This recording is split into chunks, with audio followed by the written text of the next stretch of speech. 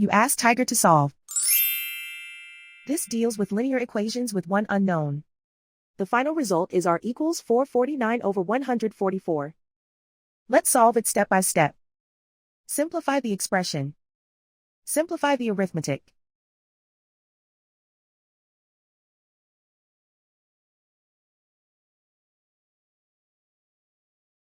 Group all constants on the right side of the equation. Add 25 to both sides. Simplify the arithmetic. Convert the integer into a fraction.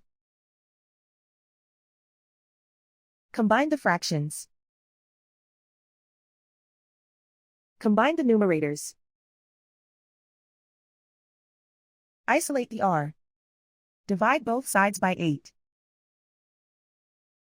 Simplify the fraction. Simplify the arithmetic.